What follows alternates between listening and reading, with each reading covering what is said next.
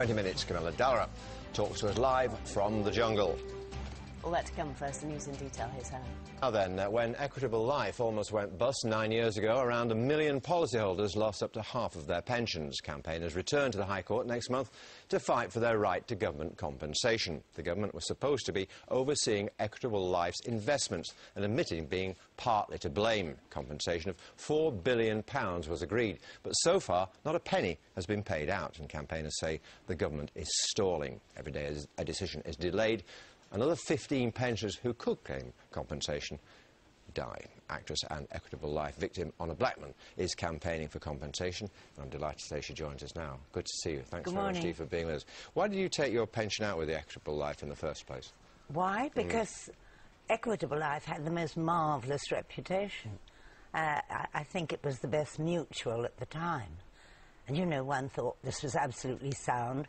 One never imagined that such horrors would happen. But horrors did happen. You've been a victim, and many other people far worse off than you. Much. People have had to give up their houses, and people are on benefit. People who were so good and prepared for their retirement. This is what makes me mad. The banks who behave so badly all get our money thrown at them, and here we are, people who were responsible and prepared for their doing the right, future. prudent thing. Absolutely. Yeah. And you're a victim. And here we are, yes. Who do you blame, nothing. Who do you blame? I blame the government. Well, first of all, we had a regulator who was supposed to watch over our interests, you know, in Equitable Life. And what is so strange is that they didn't do the job properly, and they all got in a tremendous mess over the 90s. And then the government was going to bail us out in 2001, I think it was, because they realised that it was justice that they should.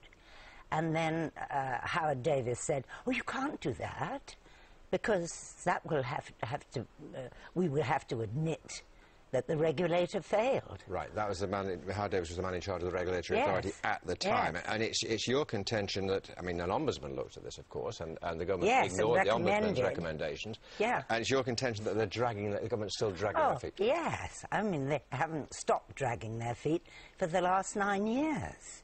It's ridiculous. And meanwhile... And all these people are suffering, and as you say, 15 people a day are dying, waiting for compensation, and the quality of their lives while they're waiting to die is just terrible, because everything they prepared for, they haven't got. So am I right in thinking that you, and I hope you don't mind me saying it, now at the age of 84, are hoping to do... Yes, thank you so much. Equitable Life, and still working and looking great, if I may say so. You're hoping to do for the people affected by this, and there's a heck of a lot of them, what Joanna Lumley did for the Gurkhas. Oh, everybody says that. Yeah. Oh, Joanna did a terrific job. I wish I could do it half as well as she did. But anyway, I'm going into bat for them, is all I can say, and I'm going to do my best. Do you think Gordon Brown is prepared to take on a former Avenger?